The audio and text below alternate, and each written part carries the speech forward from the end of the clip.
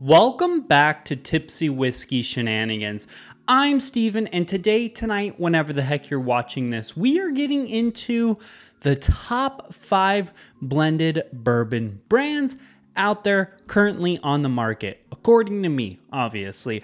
But before we get into that, please do me that favor, like, comment, and subscribe. That helps us out a ton, and we seriously appreciate the support. But let's get in today's video. So this is going to be a interesting one. And again, this is 100% off of mine. These are my top 5. These are my favorite. These are the ones I find heavily in my area and the ones I heavily gravitate towards. Let's get right into it with my first and honestly my favorite, which is a very redeemed bourbon brand or just whiskey brand in general, because originally I didn't like them. When I first started out getting into whiskey 2020-ish or so, I disliked the heck out of this brand, but now they are, like I said, my favorite blended bourbon brand. And that is Burrell Barrel.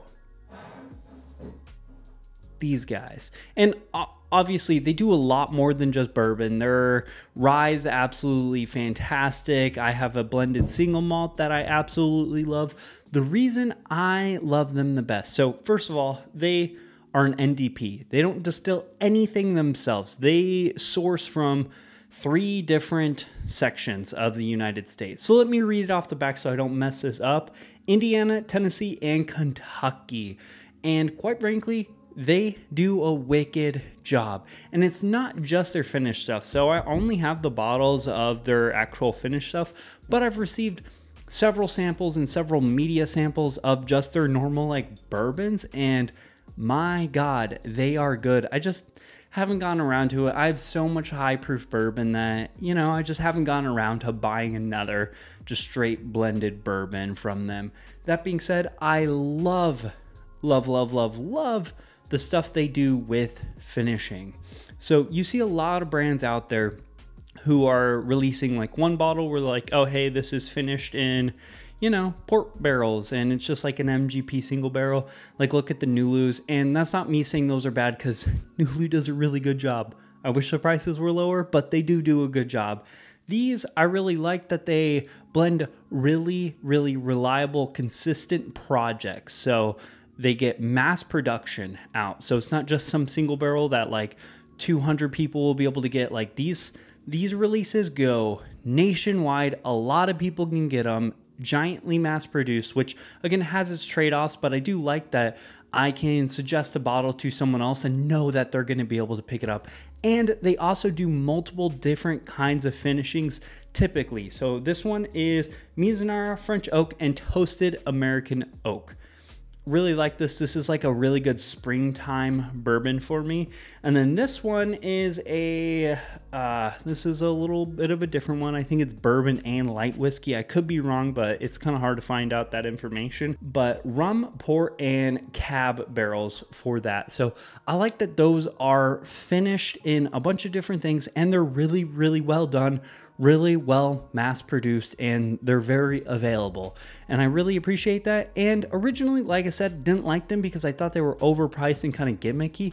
That being said, they haven't raised their prices recently, so I think they're really fairly priced at that $80-90. Some releases I've seen at like $100, but in today's market, that's like very much so on par with a lot of people who are just blending bourbon, and they're blending bourbon and finishing bourbon. And I'll be honest, now that I'm getting a behind the scenes look and starting to work in the industry a little bit more, man, oh man, finishing barrels cost a boatload. But moving away from barrel and getting into the next one that's really easy for me to find, not so much for other people, but they have been a go-to, like one that I don't really usually keep them on the shelves because I'm constantly like going out buying one and then drinking it and then buying another one and drinking it, so on and so forth.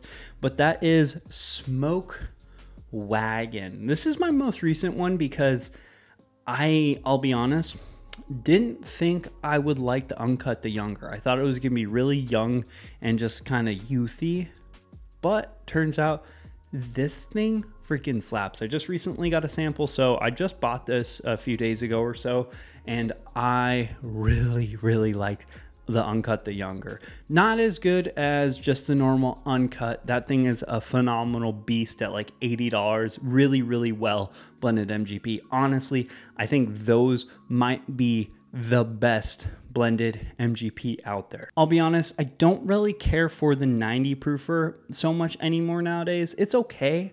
It's okay, but it's just kind of, I don't know, maybe it's me getting away from 90 proof stuff. But I do really, really like this one, their uncut, unfiltered, as well as their bottled and bond or whatever that one is, the 50% ABV. Man, that is such a crushable pour because it's MGP, really well blended, and it's at that like 50% ABV. Really, really freaking phenomenal. Like, man,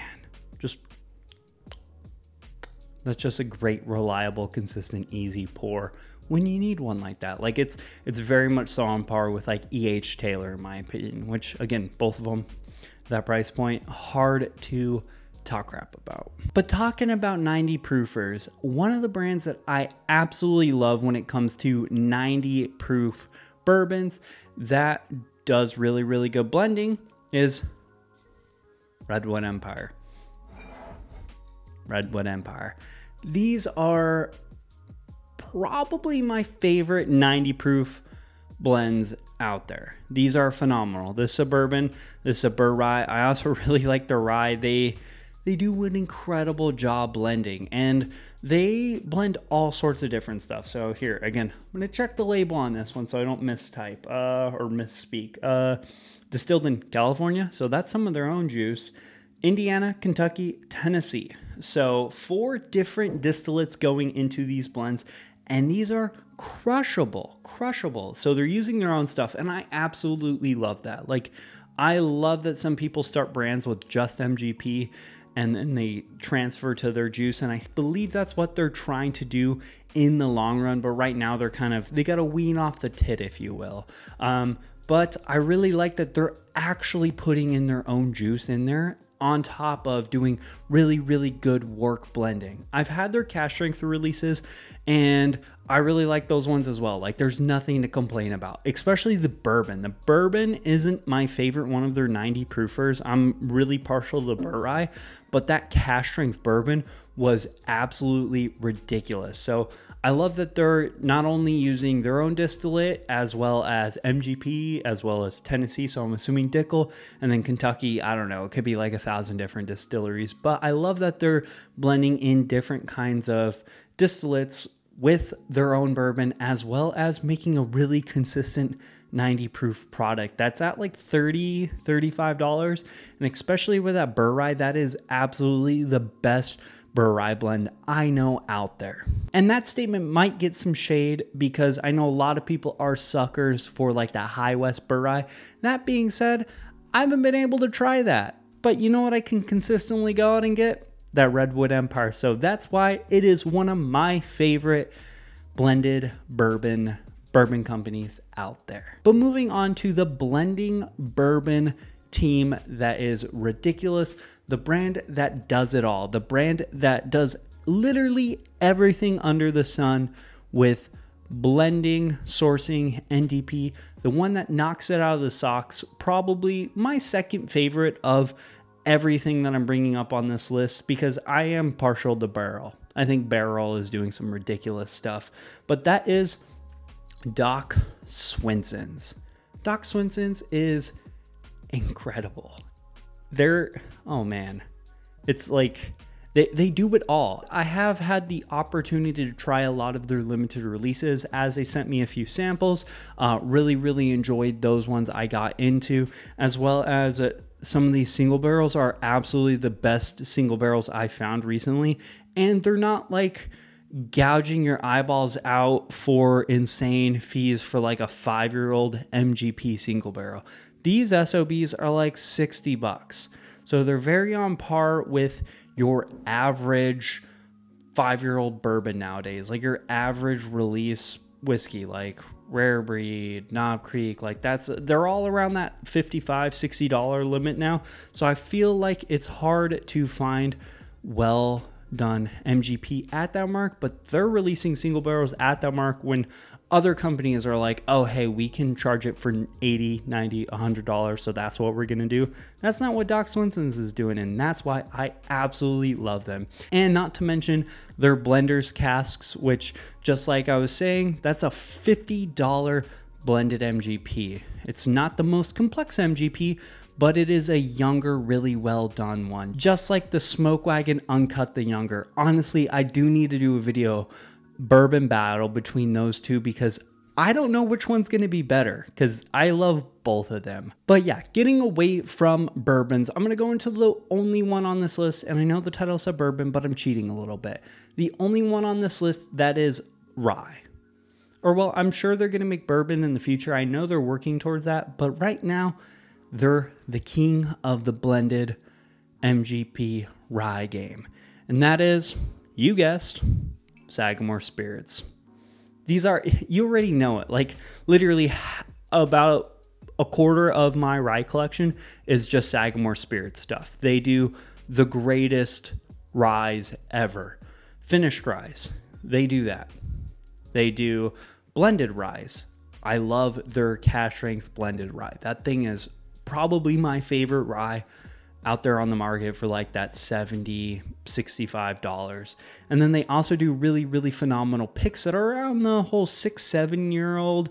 Some are even getting up to the 8-year-old mark, which are absolutely fantastic. They're usually not as rye forward and a little bit sweeter than a lot of the ryes I go to, but the picks are absolutely great. I mean, I have like 6 on my freaking shelf. So like, I really like Sagamore Spirits, and not to mention the one standard shelf product from them that is a total monster and everyone needs it on their shelf. Sagamore Spirits Double Oaked. Look, we all like double oaked. Double oaked products are incredible, and they're taking their already tried true great freaking Sagamore Spirits blended rye whiskey, and then they're double barreling it, which adds a side of rye whiskey I haven't seen anywhere else. This has been the only one I've seen, and I'm really surprised that a lot of other companies haven't yet done this, because they do a really, really good job with it, and there's something fun about a double oaked rye. That being said, this is a wrap for today's video. Please do me that favor, like, comment, and subscribe. That helps us out a ton, and I seriously appreciate your support. Do me a favor, let me know down below what you thought about my list, as well as what would you add? Would you take away anything? Let me know down below. Also check out the Facebook, Instagram, and the Patreon. Links for all that stuff are down there below. Cheers, y'all. We'll see you later.